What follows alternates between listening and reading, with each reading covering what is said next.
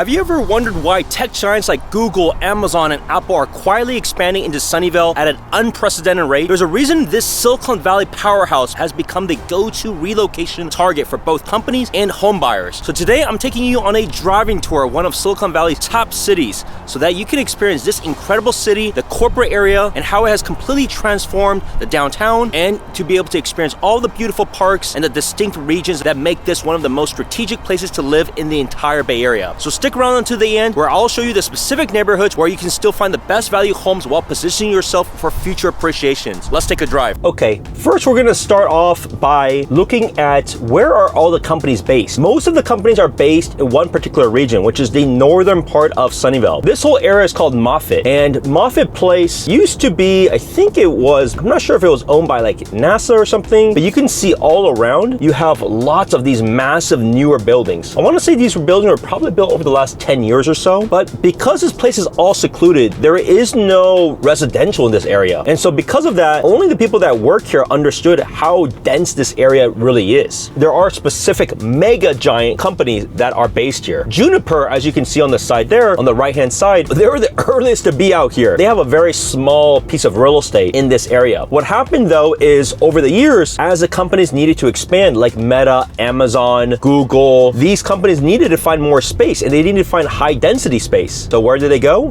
They went right here. Now, a lot of these buildings may be unmarked. So while some of them will be very public as to, it literally says Amazon or it literally just says something else, like there's a lot of places that you may not even know from the outside who it's owned by. So that's kind of how they've played it, where there's actually a lot more buildings and a lot more things that are owned than you may think, just because they want to kind of secret. Now you can see here, Google has an office. There's many different buildings that Google has here. The Google Cloud headquarters is out here. So that's really, really important to note. And so as their Google Cloud business has completely skyrocketed, it's been definitely very beneficial. Now, as we're actually approaching this side, because we're going to be driving towards the first neighborhood of home tours, there are more legacy companies that have been here for a while. So that's why you can notice that some of these buildings look and feel older. Now, that's okay.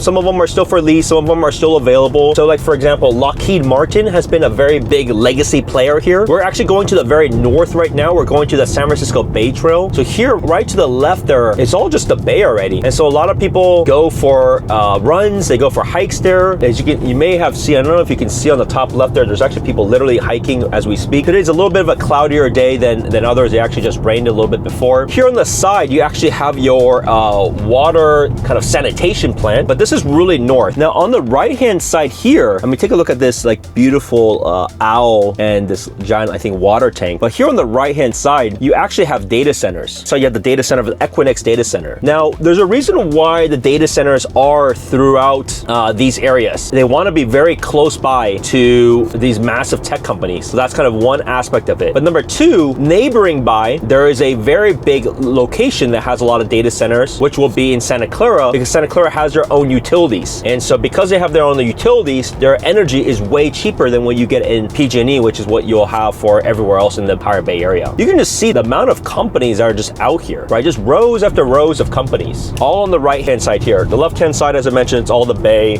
There's some sanitation sites. There's also some recreational sites. So here coming up on the left, we're gonna see there's a really large baseball fields that are there. So this is very, very popular, especially on the weekends and on the evenings. You can see right now, like it's just packed with cars, because this kind of facility will always be busy all weekend long. And you can just see how many cars are even trying to get in right now. It's one of the busiest parks because it has a lot of space. And if you want to play baseball, they have lots of games and matches. And they also have lots of soccer fields too. Now, where we're going right now, we're going to be going across Highway 237, and we're going to be entering in one of the most affordable areas that you can find in Sunnyvale, which is called the northern part of Sunnyvale. I label northern Sunnyvale as, let's say, south of 237, above 101. So it kind of forms like this almost triangle, right? And so because it forms a triangle, just quite frankly, by what is out there in terms of homes, it's probably going to be the best way to think about it too, because most of those homes are smaller homes. There's a lot of them that are only one bathroom, which is pretty rare. There's a lot of like 3 3-bed, 1-bath. There are certainly 3-bed, 2-baths. They sit usually on about like a 5,000 square foot lot, and they're generally all single story, but it's a great entry point for people because people can get into a starter home for a single family in Silicon Valley for between 1.3 to 1.7. It has continued to rise because like when it's that affordable, you can literally get townhomes for the same cost in the city alone. People may choose to want to be there. I still think it's a great value bet for people if they're okay with the neighborhood and if they're okay with the size of the home, because the size of the homes will be between 1,100 square feet to maybe it's like 1,600 square feet. So they are much smaller homes. Most of the homes, I want to say they're built, I want to say the 50s to 60s. They're all built at the same time. They're kind of mass produced. And so that is out there. Now, if you notice on that left side there's a commercial lot. There's a decent pho place called Pho Queen. The best pho you're going to get is still going to be in San Jose, but these are all good spots where you don't have to go that far. And as we actually drive up, there's also going to be another great commercial place called Saigon Seafood Harbor. So that's worth checking out if you happen to live in the area and you want a delicious bite. And that's one of the cool parts about the Bay. Like you have so much diversity of food, especially in Sunnyvale, where you're gonna have a lot of fantastic Indian food. You're also gonna have a lot of fantastic just Asian food altogether. Like those are gonna be great solutions. Now we're driving into the Lakewood area, and this way you can kind of see what you can expect housing wise for these places. So you can see some general trends. They are typically single level. They're actually very, very similar to one another. Now you may have some people, because of the size of home, that they may rebuild. Like you look at that one on the right, they rebuilt that one for sure. Or they may do like an addition on top of it, right? Because they are gonna be smaller homes. And so that's just what you need to be mindful for. Here you have a nice park called Lakewood Park. You can see something to note here, right? The biggest thing you can note is because the homes are typically smaller, there is a lot more families that live in these homes. And so you'll notice that the street parking is a lot tighter than other parts of Sunnyvale that we will go to, right? So just be mindful of that. Here on the left-hand side is the elementary school. You have Lakewood Elementary. And the way that the schools are typically rated is that the more south you go, they're not just bigger homes, but they're much better schools. So in the northern part, they're not known for good schools. They're okay schools, but they're not known for good schools. So most people here are first-time buyers, downsizers, but they're not necessarily coming because of a good, right? So you get a little bit of a feel as to the type of homes here, as you can see. So they're gonna look very, very similar.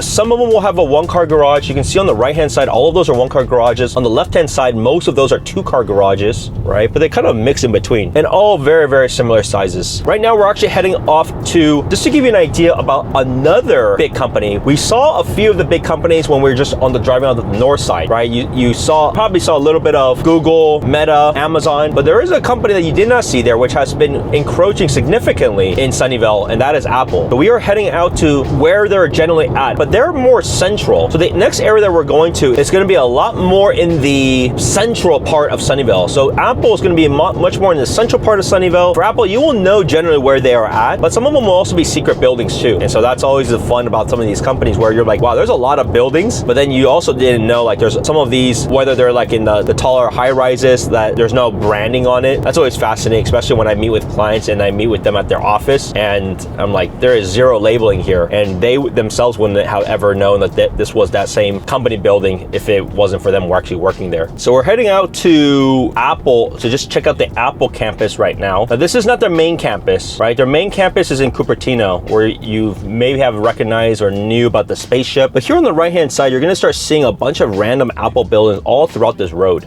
On the right-hand side, you'll notice a newer hotel called the Hilton Garden Inn. I remember when they opened up a few years ago. I think they opened up during COVID, so it was kind of a rough timing for them. Here, look at this. On the right-hand side, you have Microsoft, right? A random Microsoft building here. You look at these nicer, newer buildings. I'm not sure who's gonna be in there, but these are some really nice new commercial buildings. Here on the right-hand side, this is already Apple, right? Apple doesn't actually spend that much money on corporate real estate when it comes to design. So it's on the outside, unless it was at corporate campus, it doesn't look like anything that special. Left-hand side, you have a commercial plaza. So if you lived in this area, you got a Lucky's here, small other restaurants. On the right-hand side, you have Cal's Barbecue. Actually, I have not been there. I've never been there actually, so I'm not sure if it's good or not, but I know that place has been there for a long time. Right now, we are heading to the downtown. I want to take you through the downtown. We can easily drive through it. It's not a very big downtown, but it has some fantastic restaurants, and I'll point some things out as we drive towards it. Now, you can see as we're heading towards the different parts of Sunnyvale, you see we did go through several different overpasses, right? You saw one previously, we just went over overpass. I think that one at that point was 101. Here we're gonna go over an overpass again. This overpass here, I think it's gonna be Evelyn. It's not actually not that busy. It's not as major of a road versus like a central expressway that goes left to right, but there are gonna be a bunch of these that are designed. Here on the right-hand side, that used to be 23andMe. So 23andMe used to be a great darling. On the right-hand side there, hidden tucked behind the trees, you'll have Walmart Labs, right? So when it comes to engineering, when it comes to their the online presence, the website side of things, Walmart Labs is the HQ for all of that innovation and all of that talent. They also have a very big campus in San Bruno. So just think about all these reasons. Why are all these companies here paying what they're paying when it comes to real estate, right? It's because all the talent here. On the left-hand side, you may see also Uber. You can look at on the top left, you have DoorDash out there. We are already in downtown Sunnyvale, right? So this is right now, I mean, we're literally less than half a mile away. The cool part about downtown Sunnyvale is that it also has easy access to the Caltrain. So people can easily come here. They may live down here. Now, the downside is in downtown Sunnyvale, there isn't really many places to own. Most of these places are newer rentals, and you're gonna be paying a pretty penny to live here. You know, if you want that lifestyle, then you pay what you pay. I'm always trying to help people get out of renting, but it's your choice depending on what you value. I'm gonna kind of weave my way through here so that you can see what is out here. Left-hand side is the Caltrain parking spot, and we are in downtown Sunnyvale already right now. So you have a nice Phil's Coffee. I've been here many, many times. You got a lot of parking on the left-hand side because there's a lot of people grabbing food right now. Because right now the shoot of this is like about 1 p.m. on a Sunday. So parking is gonna be really busy. You have Bamboo. That's a Vietnamese jie place. So desserts, super good. It is a chain, so it's not, if you want something authentic, then don't come here, but it's still excellent. You have Bamboo Garden to the left that we just kind of passed. You can see historic downtown Sunnyvale just on the left over here, right? So this place is all blocked off now. It used to be all, you can actually drive through, but there's no point of driving through. It's just like a one lane and there's a few parking spots. Because of COVID, they actually completely blocked it off, and they have a lot of restaurants that now have seating on the outside, right? And so they actually expanded, every business, it basically expanded the footprint by a significant amount, right? You can have all that space for dining. Now, some of my favorite places are like Dish Dash, super good. Make sure you get either kebabs. Here on the left-hand side, you're gonna see the Whole Foods. There's an AMC theater. All of these are newer, right? And you have this Ulta Beauty. On the left-hand side here, you also have this massive Target. You have plenty of parking. I actually go charging my Tesla here at times because there's a very easy parking spot, and then you can just go into Target, do your shopping, do what you need to do. On the left-hand side here, you also have a Pacific Catch. That's a very popular, like a nicer chain of seafood. On the right-hand side here,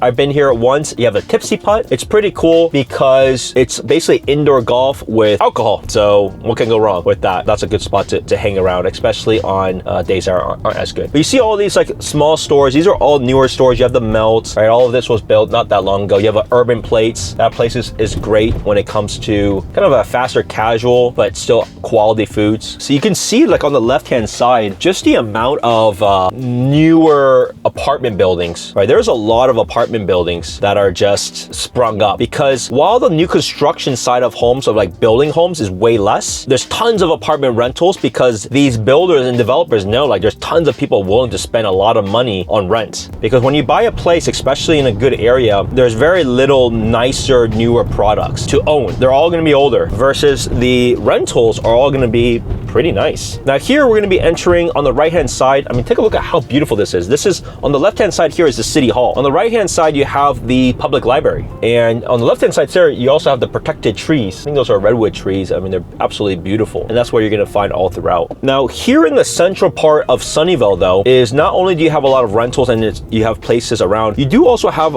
single family homes and townhomes that you can own and buy. They're all gonna be older. Prices range, I would say, between like 1.8 to 3 million, right? It's a pretty big range depending on which kind of sub area that you're looking at. Like I have a lot of clients that live around like Ponderosa Park, which we didn't really get to today, but that whole region, you're gonna be looking at closer to like the 3 million or even the low threes. Those are really good kind of mid-level homes for people to like get a place. Now the next place we're gonna be going to is a great park, one of my favorite parks, Las Palmas Park.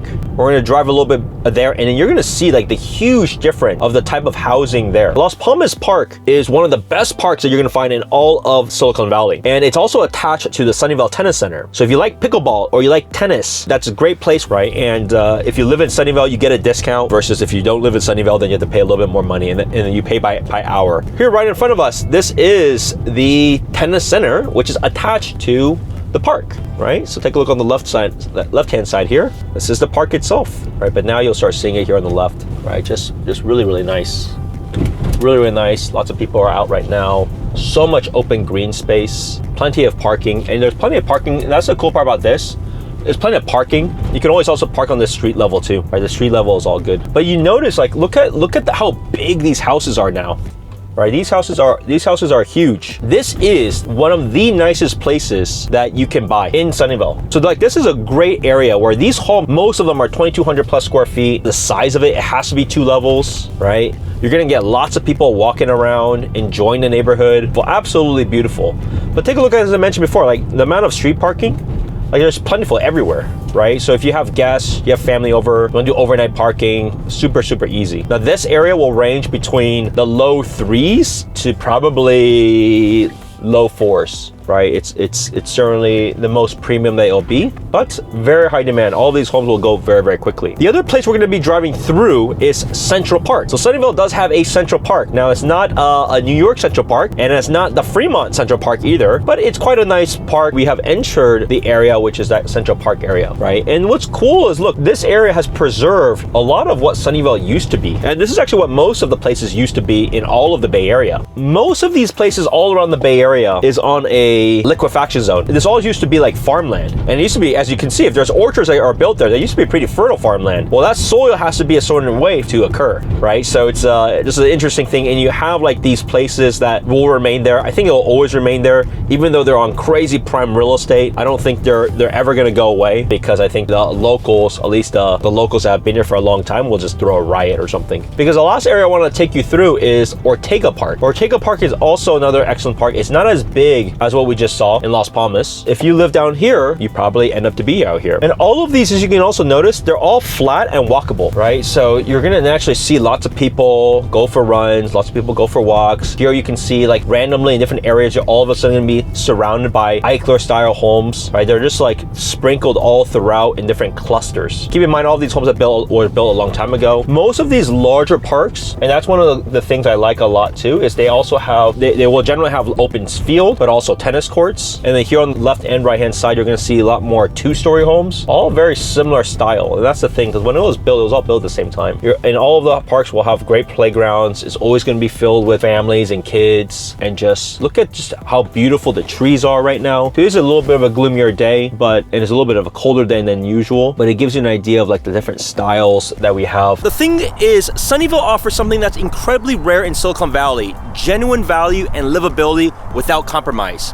So if you're looking to buy or sell in this market, you need someone who understands these neighborhood-specific dynamics. I've personally helped over 60 families in the last year alone successfully navigate these decisions. Send me an email at spencersuere@gmail.com and let's have a conversation about your specific goals. But before you go, are you still curious where you want to live in Silicon Valley? Then you gotta watch this video next. I ranked the top Silicon Valley cities from worst to best, so if you wanna know which areas you might want to avoid and which ones I ranked top, click up here to find out now. See you next time.